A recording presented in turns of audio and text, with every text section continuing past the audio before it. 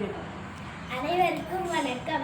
மயனின் மகள், இலங்கையின் அரசி, ராவணனின் மனைவி மண்டோதரி வந்திருக்கிறேன். ஆயிரம் ஆண்டுகளாய் என்னுள் அடக்கி வைத்திருந்த ஆழங்களை கொட்டி தீர்க்க வந்திருக்கிறேன். அண்ணல் ஆகிய சானகி இவளென என்னை பார்த்து இவள்தான் சீதையோ என்ற அனுமனே ஒரு நிமிடம் எண்ணி வியந்தானே. அனுமன் கண்ட அந்த மாண்பை என் கணவன் கண்டிருந்தால் யுத்தகாண்டமே கண்டிருக்க வேண்டாம்.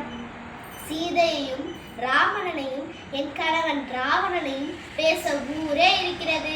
ஆனால் என்னை பற்றி பேச யாருமே இல்லையே என்று யோசித்தேன்.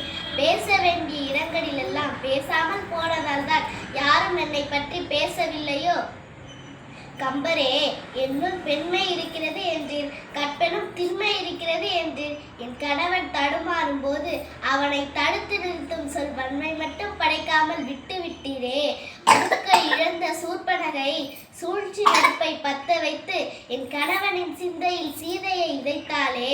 தங்கை வர்ணித்த மங்கை மட்டும் மறக்க முடியாமல் மதிகட்ட நின்றானே என் கணவன். அப்போதாவது நான் பேசியிருக்க வேண்டும். அசோகவனத்தில் சீதையை சிறை வைத்திருந்தானே, அப்போதாவது நான் வாய் திறந்து பேசியிருக்க வேண்டும். அவ்வளவு ஏன் என் மகன் அக்குக்குமாரன் அனுமன் தரையோடு தரையாய் தேய்த்து கொன்றானே. வயிற்றை பிசைந்து நின்றேனே, அப்போதாவது போதும் இந்த பாவங்கள் என்று நான் பொங்கி பேசியிருக்க வேண்டும். என் தலைமகன் இந்திரசித்தன் தலையில்லாமல் கிடந்த போதுதானே தலையில் கை வைத்து வாய் திறந்தேன், அதுவும் புலம்புவதற்காக. ஒப்பற்ற ஒழுக்கத்தோடும் பொறுமையோடும் என் பாத்திரத்தை படைத்தது என் பிள்ளைகளுக்கு ஒப்பாரி பாடத்தானா?